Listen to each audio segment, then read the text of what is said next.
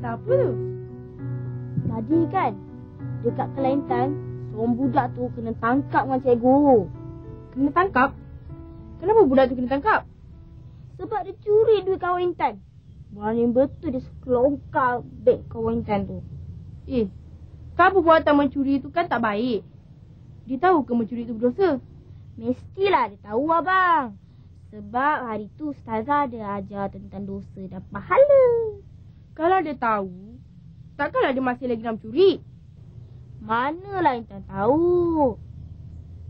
Intan dia terdesak kot. Yelah, kalau terdesak pun takkanlah sampai mencuri. Kalau mencuri tu masuk neraka kan?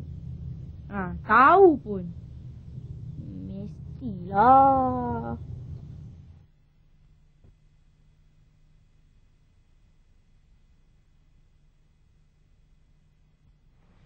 Alhamdulillahirrabbilalamin. Wassalatu wassalamu ala ashrafil anbiya wal mursalin wa ala alihi wa sahbihi ajma'in. Assalamualaikum warahmatullahi wabarakatuh. Apa khabar adik-adik semua? Saya harap adik-adik semua berada dalam keadaan sihat dan ceria. Topik perbincangan kita dalam episod kali ini ialah dosa dan pahala. Dosa bermaksud balasan bagi seseorang yang melakukan kejahatan. Manakala pahala pula bermaksud ganjaran yang diterima oleh seseorang yang melakukan kebaikan. Jadi adik-adik, lakukanlah kebaikan dan jauhilah larangan. Kerana setiap perbuatan yang dilakukan oleh seseorang, walau sekecil mana sekalipun, akan dikira oleh Allah Subhanahu Wa Taala.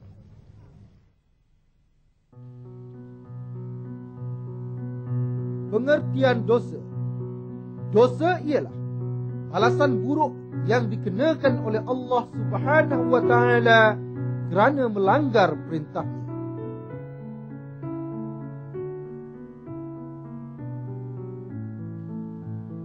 Manakala pengertian pahala pula bermaksud balasan baik yang diberikan oleh Allah Subhanahu Wa Taala kerana melakukan kebaikan.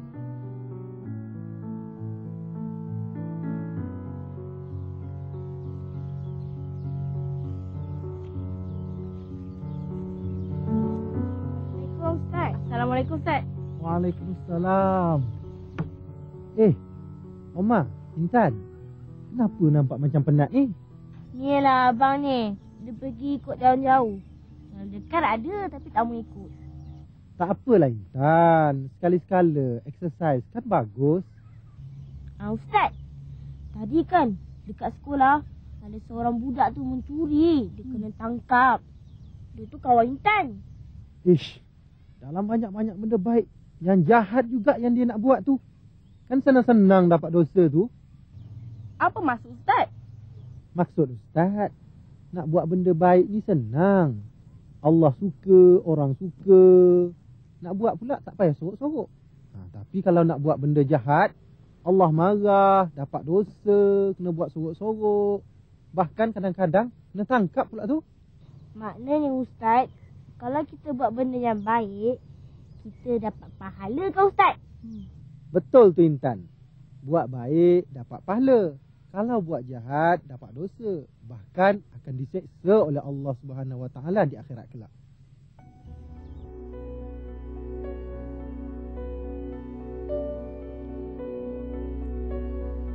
Segala perbuatan, sama ada baik ataupun jahat, yang dilakukan oleh manusia di muka bumi ini akan ditulis oleh malaikat Raqib dan Atid dan akan dihisab di akhirat nanti oleh Allah Subhanahu Wa Taala.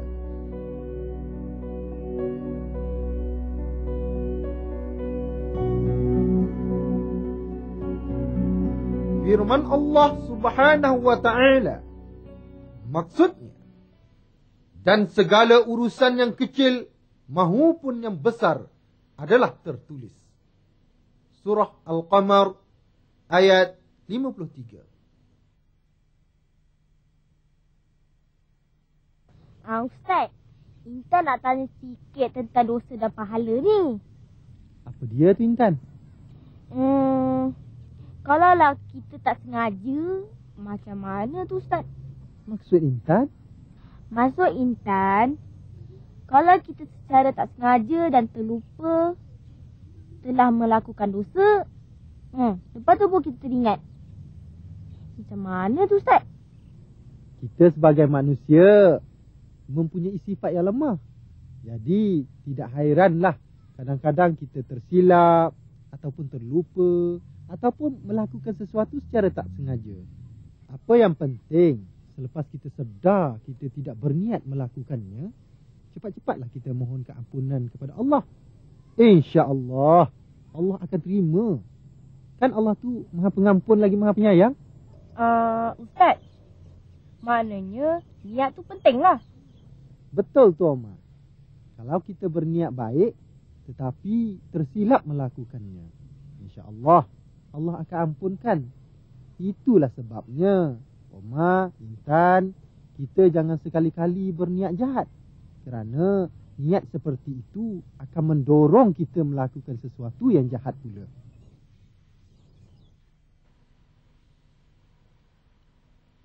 قال الله تعالى وليس عليكم جناح فيما أخطأتم به ولكن ما تعمدت قلوبكم وكان الله غفورا رحيما. Maksudnya, dan kamu pula tidak dikira dalam perkara yang kamu tersilap melakukannya. Tetapi yang dikira berdosa itu ialah perbuatan yang disengajakan oleh hati kamu melakukannya. Dan ingatlah, Allah Maha Pengampun lagi Maha Mengasihi. Nabi Muhammad sallallahu alaihi wasallam telah bersabda dalam suatu hadis yang diriwayatkan oleh At-Tabrani yang bermaksud, sesungguhnya Allah mengampuni dosaku dan dosa umatku yang melakukan kesilapan atau terlupa.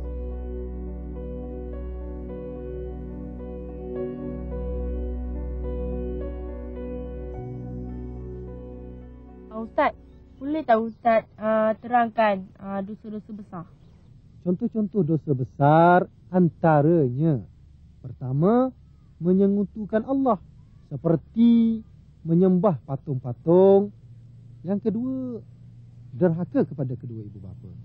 Yang ketiga, meninggalkan salat. Dan yang keempat, berzina. Itulah antara contoh-contoh dosa besar. Ustaz, bagaimana pula kalau dosa kecil Ustaz? Apa contoh-contohnya? Antara contoh-contoh dosa kecil, Intan, seperti kita tidak bertegur sapa antara sesama Islam selepas berlaku selisih faham. Bila kawan minta maaf, kita buat tak hirau aja. Tapi dosa kecil pun kita patut hindarkan. Kerana jika dilakukan setiap kali, ia akan jadi dosa besar juga. Jadi, jangan sekali-kali melakukan perbuatan yang boleh menimbulkan dosa.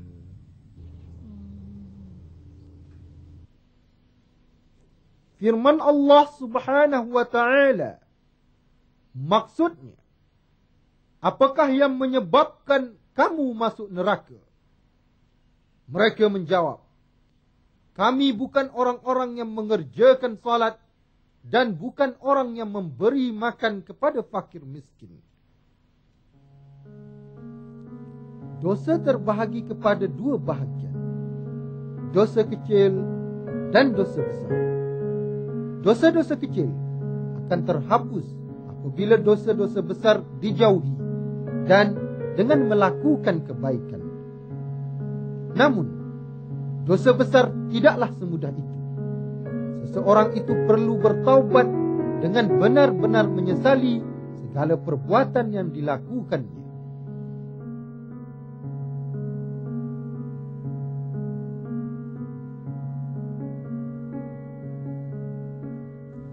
Omar dan Intan tahu tak? Kalau seseorang tu meninggal dunia, dia masih boleh mendapat pahala yang berterusan daripada Allah. Ha? Orang yang dah meninggal pun boleh dapat pahala ke Ustaz? Biar Ustaz jelaskan. Terdapat 3 cara bagi seseorang itu mendapat pahala yang berterusan. Pertama dengan cara sedekah jariah. Yang kedua dengan cara ilmu yang bermanfaat yang telah diajarkan kepada orang lain. Yang ketiga, memiliki anak yang soleh yang sentiasa mendoakan kesejahteraan baginya. Oh, maknanya kalau kita mengajar orang pun, kita akan dapat pahala yang berterusan kan Ustaz? Memang tepat sekali. Sebagai orang Islam, kita diwajibkan menuntut ilmu dan mengamalkannya. Selepas itu, kita diwajibkan pula mengajarkannya kepada orang lain. Sebagaimana sabda Rasulullah SAW, sebaik-baik orang adalah orang yang menuntut ilmu dan mengajarkannya. Ustaz, macam mana pula kalau orang tu tidak mengajar ilmunya kepada orang lain? Dengan mengajar atau mendidik, seseorang itu dapat membantu seseorang yang lain dalam menyelesaikan berbagai-bagai tuntutan dalam hidupnya. Contohnya, menyelesaikan masalah pribadi, masalah keluarga dan berbagai lagi. Namun, jika seseorang yang berilmu tidak mengajarkannya kepada orang lain, sudah tentu Allah akan menyiksanya di hari akhirat nanti. Sebagaimana sabda Rasulullah SAW, seberat-berat siksaan ke atas manusia pada hari kiamat adalah orang alim yang tidak mengajarkan ilmunya.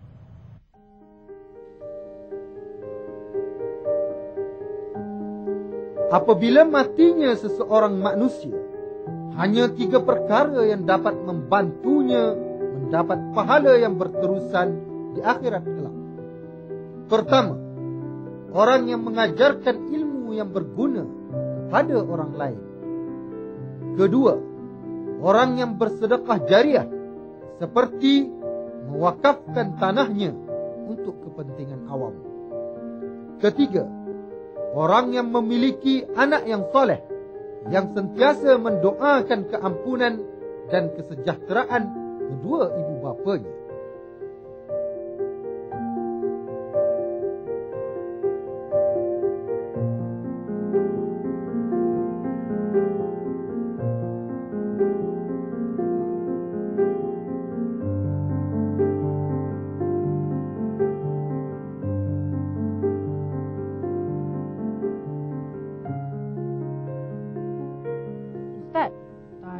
Ustaz ada menyebut tentang sedekah. Sedekah tu boleh memberikan pahala yang berterusan. Betul ke Ustaz? Betul tu Omar. Agama Islam tidak melarang umatnya daripada mencari harta kekayaan. Namun, seseorang itu perlulah sedar harta tersebut tidaklah kekal.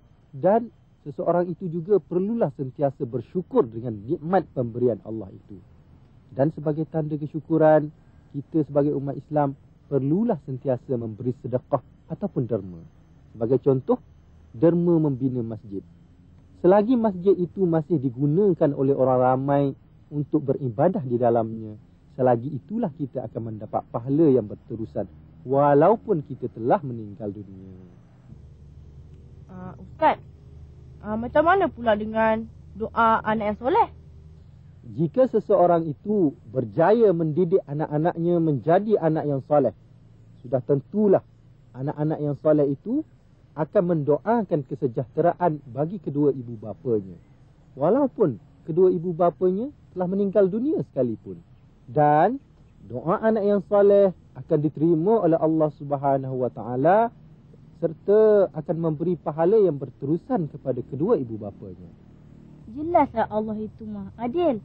Orang yang dah meninggal dunia pun masih boleh dapat pahala. Kalau ikutkan, memang mudah nak dapat pahala. Tapi apa yang penting, kita mestilah melakukan perkara-perkara ataupun perbuatan yang boleh mendatangkan pahala dan meninggalkan perbuatan-perbuatan yang boleh mendatangkan dosa.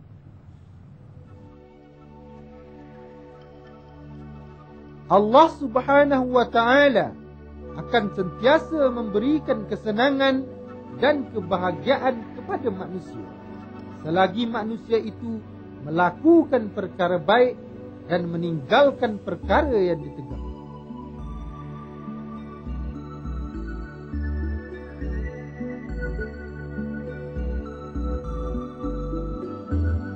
Selagi kita hidup di dunia ini, gunakanlah peluang yang secukupnya untuk melakukan berbagai kebaikan, kerana ianya merupakan bekalan yang akan membantu kita di akhirat kelak.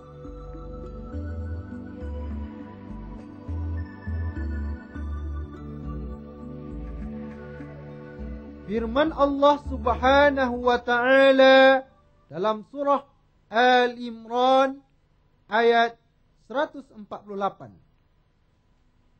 Fa'atahumullahu thawabad dunya wa husna thawabil akhirah wallahu yuhibbul muhsinin.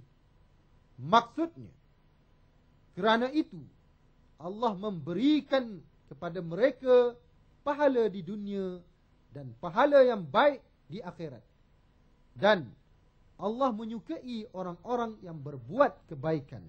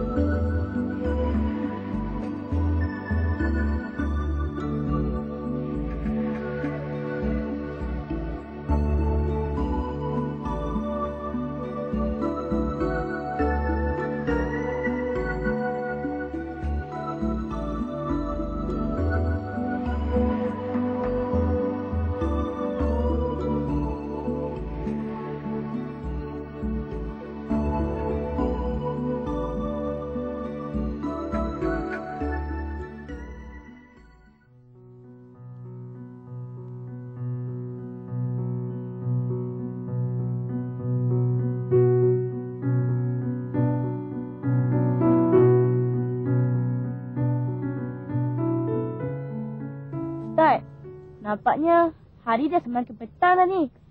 Yalah Intan. Sekarang ni waktu maghrib pun dah semakin awal. Kalau macam tu, jomlah kita balik. Okeylah, jom.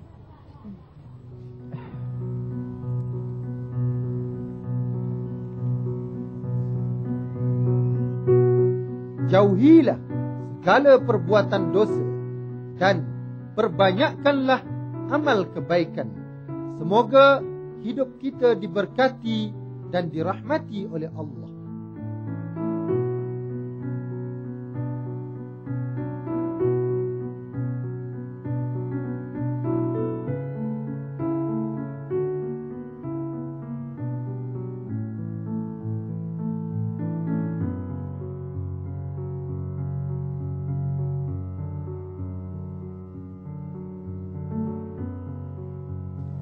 Ya adik-adik, nampaknya masa tidak mengizinkan.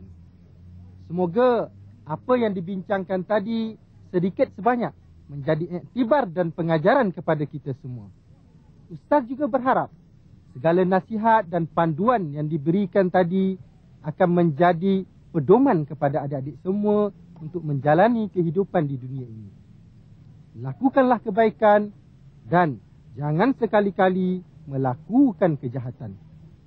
Sekian, wabillahi taufiq wal hidayah. Wassalamualaikum warahmatullahi wabarakatuh.